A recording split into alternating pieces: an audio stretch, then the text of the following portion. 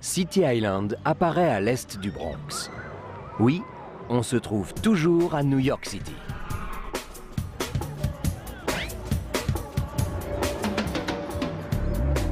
Mais la plage d'Orchard portait autrefois l'appellation de Bronx Riviera.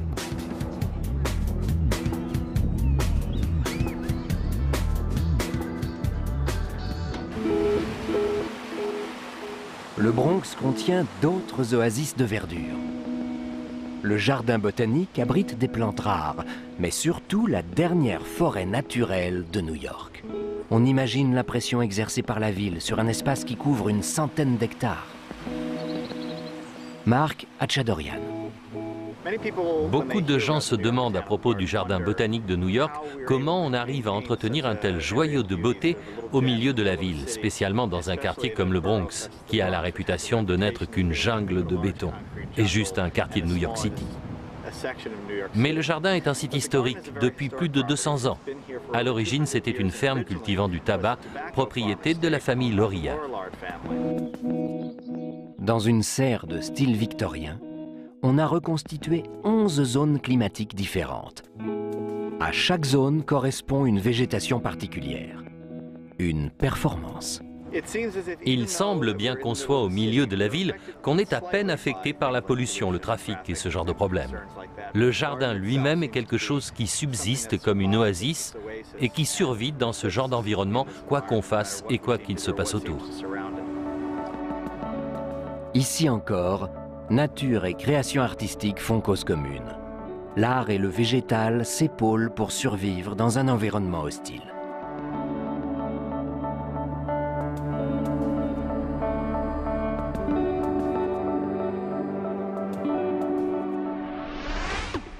Le Queens est le plus grand des boroughs. L'aéroport de La Guardia y est établi. C'est l'un des 3 aéroports qui desservent New York.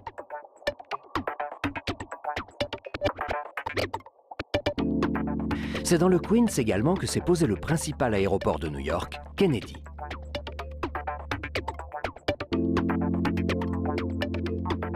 L'aéroport Kennedy, ou JFK, compte 8 terminaux. Il figure parmi les plus grands aéroports du monde, même s'il n'est pas le plus important des États-Unis. L'énergie électrique dont l'aéroport a besoin est équivalente à celle d'une petite ville. De manière totalement autonome, une partie de l'électricité est produite par une centrale thermique.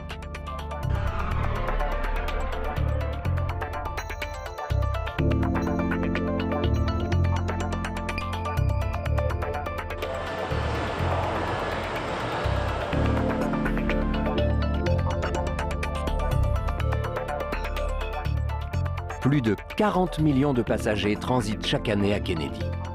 Les retombées économiques sont considérables. L'aéroport fait travailler 35 000 personnes et génère 7 fois plus d'emplois indirects pour New York City.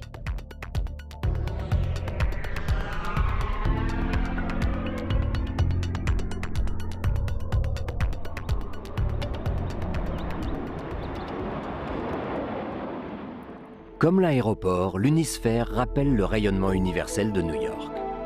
Le globe terrestre de Corona Park fut construit pour l'exposition universelle de 1964. Les innovations technologiques de l'Amérique y furent étalées. Mais un an après l'assassinat du président Kennedy et en pleine guerre du Vietnam, les États-Unis n'avaient pas le cœur à la fête.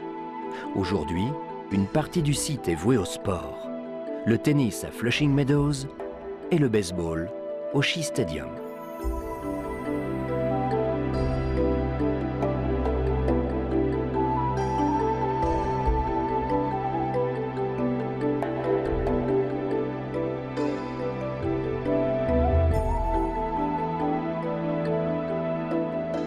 Corona Park est ponctué d'œuvres d'art.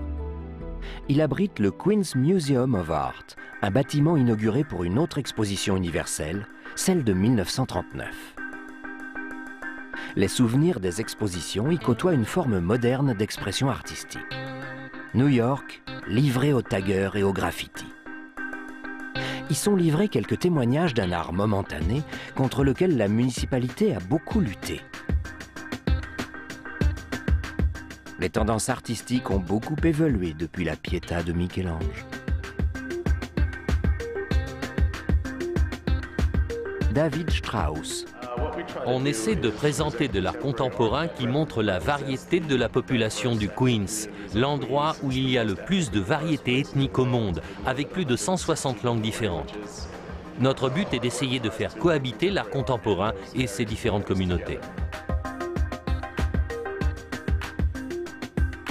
Et pour que les communautés comprennent mieux leur cadre de vie, pourquoi pas une gigantesque maquette de New York?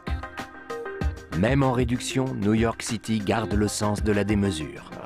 Ce qu'on a d'extraordinaire, c'est un panorama de la ville de New York, la plus grande maquette architecturale du monde. Elle fait environ 930 mètres carrés. Chaque building, chaque maison, chaque route, tout ce qu'il y a à New York est reconstruit à l'échelle. Cela fait 895 000 bâtiments. Mais à New York, tout va si vite que la mise à jour d'une telle maquette n'est pas une tâche aisée.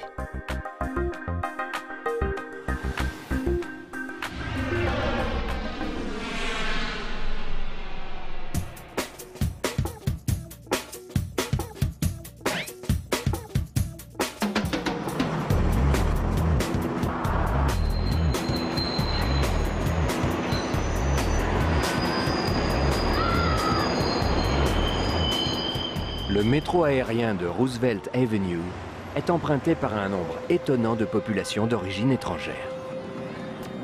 Certaines viennent du sous-continent indien. Bangladais, Pakistanais, Sri Lankais et Indiens se retrouvent malgré leurs divergences politiques ou religieuses, avec leur langue et leurs écritures, leurs coutumes et leurs modes vestimentaires. Un phénomène qui va en s'accentuant dans le Queens. Dans certains quartiers, la langue la plus pratiquée n'est pas l'anglais.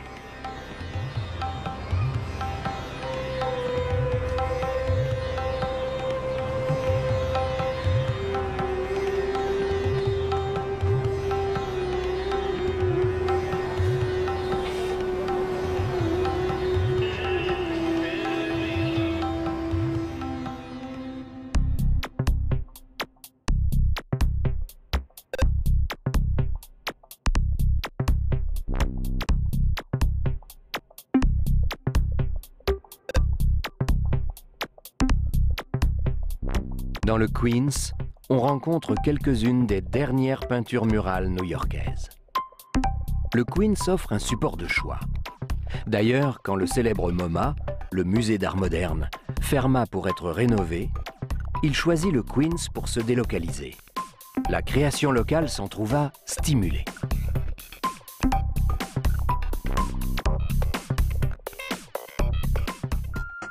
Face à Manhattan, une ancienne décharge illégale est devenue lieu d'exposition. Ici aussi, les phénomènes naturels inspirent les artistes. Il n'y a toujours pas de pétrole dans le Bronx, mais les idées ne font pas défaut. Lisa Gold.